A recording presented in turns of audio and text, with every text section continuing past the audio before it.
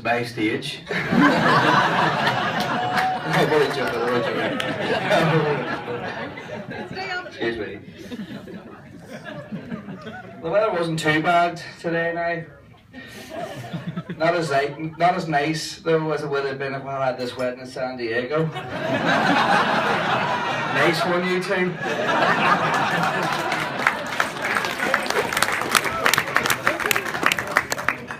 How's it all going, everyone? For those of you that haven't had the pleasure of meeting me, I'm one of Stephen's older brothers, Michael. I can see by your reactions that you're all finding that very hard to believe. Considering I look a wee bit like Tom Cruise, whereas Stephen is a bit more like the late great John Candy.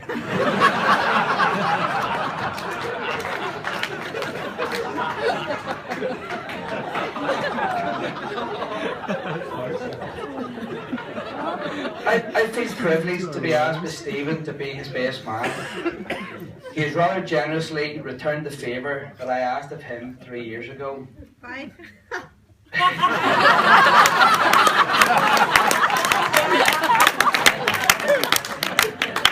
I'm going to start that wee bit again. I feel privileged to be asked by Stephen to be his best man. He has rather generously returned the favour that I asked him 5 years ago. During which, Stephen took the opportunity to make lots of cheap jokes at my expense.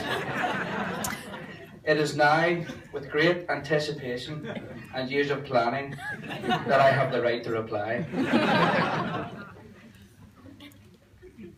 Stephen was born at a very early age on the 30th of December 1987.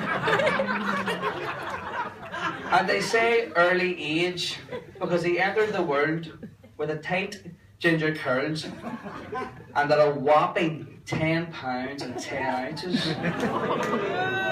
The same size as a normal 2-year-old.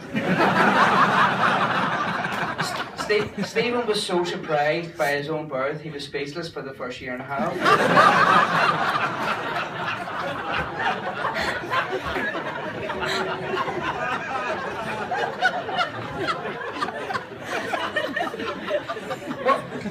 What was life like for Stephen growing up in the Ewing's household? Well, we were a very cultured family. But cultured, I guess, in the Irish respect. At the age of 3, Stephen could cork a bottle of wine for Mum. He could pour the perfect measure of Scotch for Dad. The 3-finger rule.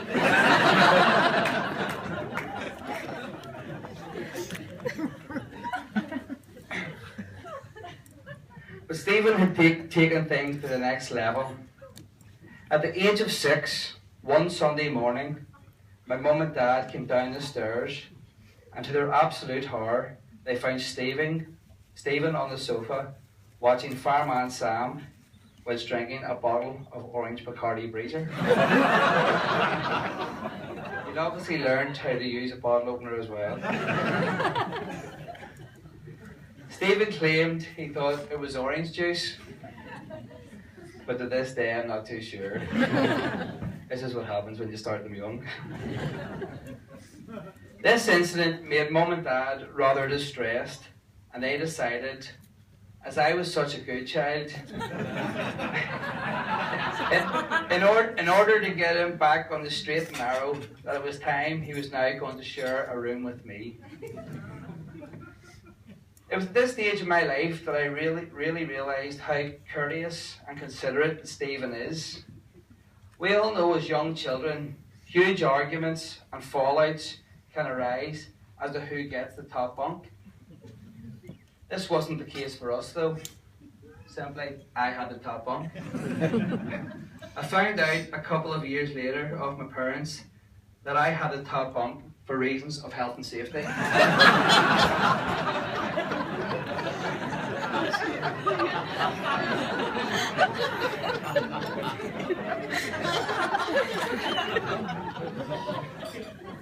Stephen started primary school at St Bride's, and there he met a great bunch of his lifelong mates who are all here today.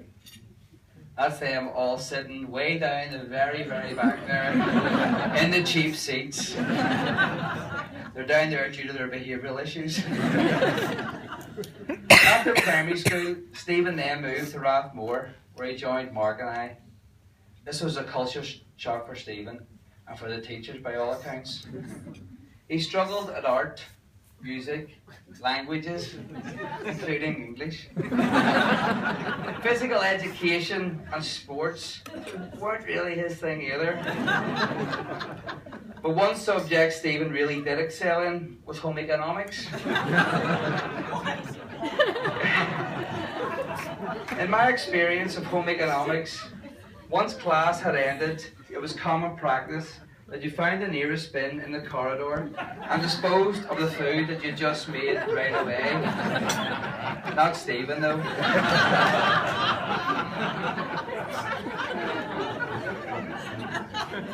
He would walk round school until the end of the day and then get on the front of the bus with his little foil container and arrive home with excitement, thinking that we were all going to tuck into his homemade Eve's pudding for dinner. We didn't, but he did.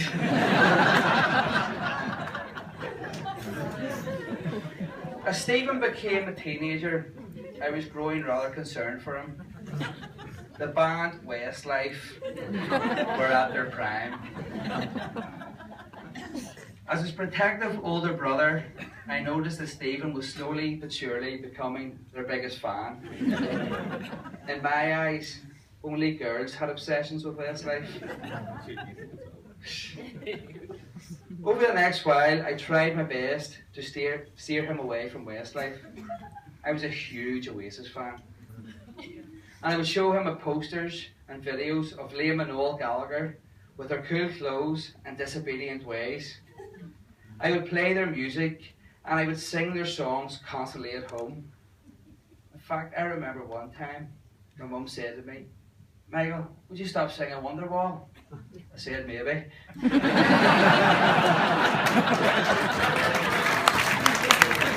I took it.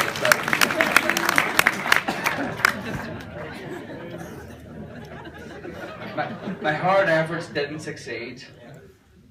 To this day, Stephen is still a huge fan of Westlife, and I'm pretty sure in the early hours of tonight you will see him bopping about to at least one Westlife tune, which will no doubt be on the wedding playlist for tonight.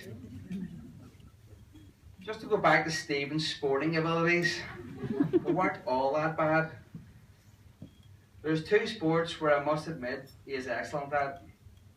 He really can strike a golf ball a country mile, hopefully which we'll see tomorrow, hangover permitting. The other sport is darts. I don't know how he is so good at it. It must be that he has the physique for it. We would play darts for hours on end every night in our bedroom, and we did so for years, and I can honestly say that he beat me every time, and I would end up going to bed in a huff. Top bunk, obviously. But Stephen's biggest success in darts came when he met Kate. He really did hit the bullseye.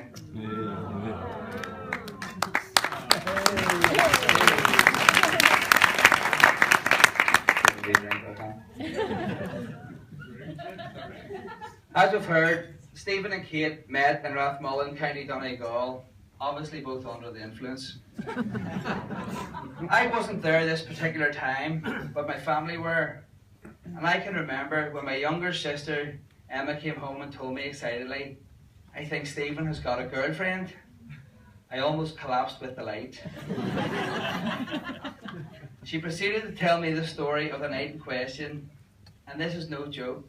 She said they were up singing Westlife songs together at 3 a.m. He really has found his match.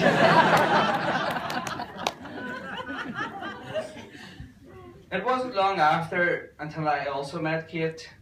The first time I met her, I I knew she was a keeper. I particularly liked her because she would always laugh at my jokes. Maybe not so much tonight though. Kate, you're beautiful inside and out. Kind, compassionate, genuine, smart, caring, and obviously very tolerant. And it's clear to see that you make our Stephen a very, very happy man.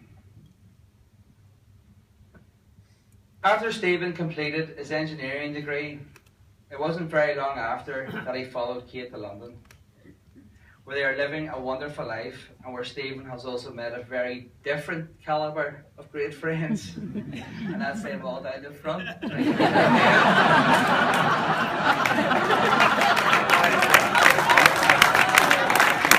Obviously Kate's friends.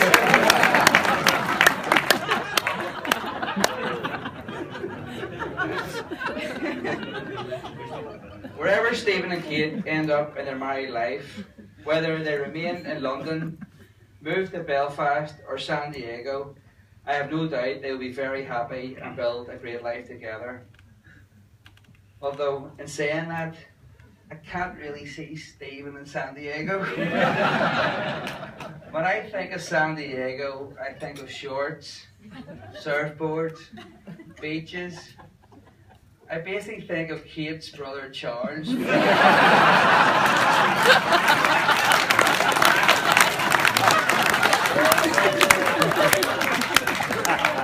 Mr. San Diego himself.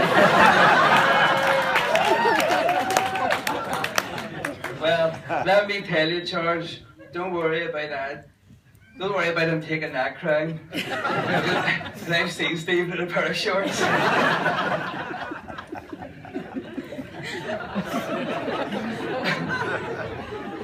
Folks, all that's left for me to say is a huge congratulations to my brother and you sister Kate. And it's an honour to be celebrating this day at the K Club and not the Gay Club, as Stephen's younger years might have suggested.